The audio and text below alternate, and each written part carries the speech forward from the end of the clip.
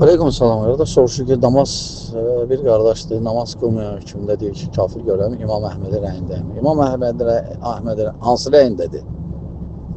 İmam Əhməddən təxminən 5 dənə rəy var. Bəlkə də o bilmir ki, İmam Əhməddən bir rəydə namaz qılmayan kafir deyil. Belə rəyi də var.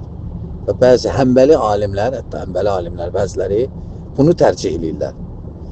Bu bir. İkinci, o alim deyil məyər? Yəni alimdir, dəlilləri yığıb, tərcih eləyə bilir, ona görə belə deyir. Yoxsa sırafı qardaşlarda biri sadəcə xoş gəlir təkfir eləməkdən və ya o fikirdən, ona görə.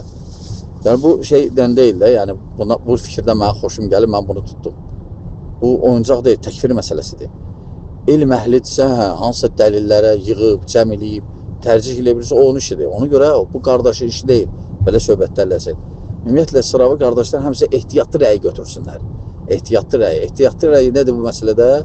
Namaz qılmayan kafir deyil. Bir. İkinci də, lap tutaq ki, ehtiyat olmadan istəmir, tərk eləsin bu alimlərə. Bizim mövqeyimiz nədir bu məsələdə? Sələf alimlər bu məsələdə inkar eləyib. Bəli. Və namaz səhih budur ki, daha güclü rəy budur ki, namaz qılmayan böyük günah sahibidir, kafir deyil. Lakin o birisi rəy var. O da yerinə baxır. O da yerinə baxır. Necə İbn Hüseymin rahimehullah, ondan bu məsələdə neçə dənə rəyi var. Bir rəydə deyir ki, o qayıdır o ölkənin alimlərinə. Əgər o ölkənin alimləri təkfir eləsə kafirdir, təkfir eləsə kafir eləsə, yəni alimləri qayıdır. Hər halda bu məsələdə alimləri qayıdır, xüsusən təkfir məsələsi.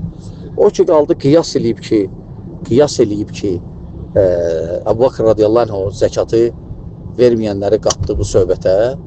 O dəlil deyil ki, namaz qılmayan kafirdir. Çünki zəkatı tərk eləyən təkfir olunmayıb. Demək olar ki, ümməti çoxsu təkfir eləmir onu. Bu dəlil deyil. Əgər bu dəlil olsaydı, namazı tərk eləyən, zəkatı tərk eləyənlər də təkfir olunardı. Düzgün yerinə gətirmir.